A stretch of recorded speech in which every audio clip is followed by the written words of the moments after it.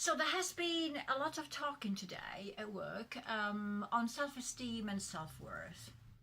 Hello. Yes, self-esteem and self-worth, and that made me think quite a lot about how much most of the time we compare ourselves always to somebody else. So my sense of self-esteem and self-worth may be because I have studied, I have achieved something in my life. I don't know, I'm married compared to somebody else. I've got kids compared to somebody else. I've got a job compared to somebody else. I own a house compared to somebody else. Or I am not as bad as that person. I am not as bad as the other person. I haven't done bad things as somebody else. So our sense of self-esteem is always externalized instead of actually being internalized. They say, some theories, that our sense of self-worthiness, of love and belonging, is always compared to, well, first of all, like to our peers, colleagues, our school friends and family members, brothers and sisters.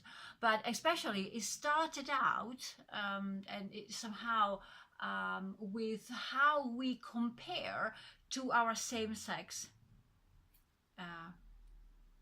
parent. Okay, my mother, for the people who don't know, but I mean the people who have been following me know about this, being myself a perfect daughter. My mother was, she passed away in 2008, poor soul. She was an alcoholic, a manic depressive person. She was highly suicidal. She was very emotionally abusive, not as much as physically abusive, but extremely emotionally abusive and emotionally blackmailing. I still think, though, that she was better than me. So the real deep core of the self-esteem is not actually compared to what we do or what we have done, what we've achieved, all external object of ourselves, but what we believe ourselves to be. So am I worthy of love and belonging as much as my mother? If my mother was behaving in a certain way, in my case, my mother is the same-sex parent.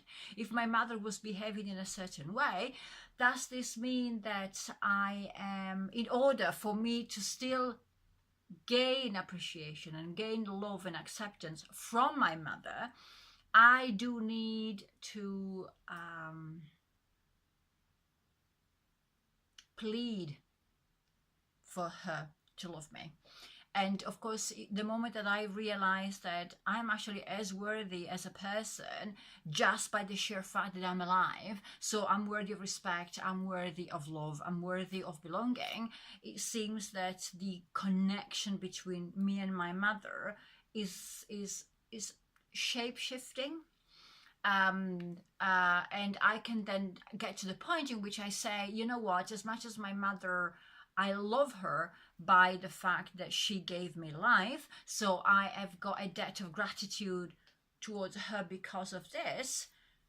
At the same time, on a rational and logical way, in order to also protect myself, I can place my mother on a different level as a person who was an alcoholic, who had her hurts, who had her hang-ups, who had her problems, and which are completely separate from me. So in this way, what I'm trying to say is that if I separate the person from the actions, I can then put everything into perspective, and at that point, automatically, in my case, my sense of self-esteem and my sense of self-worthiness, or worthiness of the self, actually increased. And that makes me a better person in a lot of things, I think.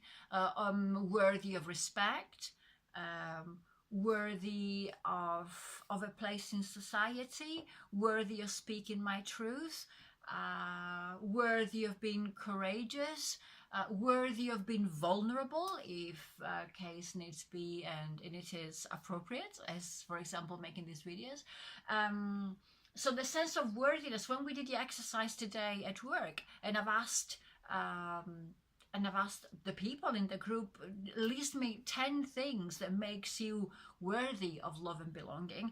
I can assure you that 8 out of 10 where I'm worthy because I love my wife, or I love my husband, or I love my kids. I'm a caring person. I'm a supportive person. I help people.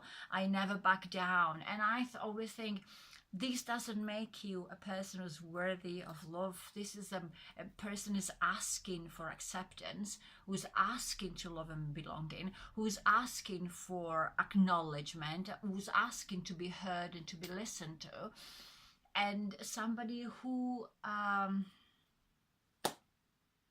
can I put it? Externalizing everything risks to become very frustrated. And this is what I say, for example, because I'm working with people in recovery from addiction, that means that if you even become a dry or a non-user, abstinent, long-term person, but you're always doing it because of others, I'm always wondering how frustrated your recovery or your journey post-recovery is going to be. And where is your sense of just doing recovery for yourself because you are worthy of being a different person, a better person, if for you that means being better. So yes, so that was just, I'm still trying to work on the exact way how to put this.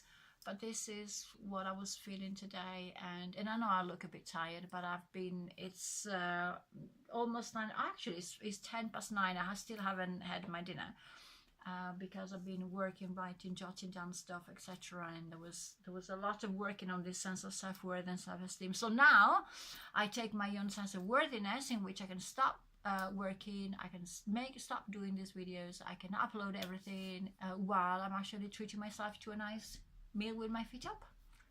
So I shall see you tomorrow.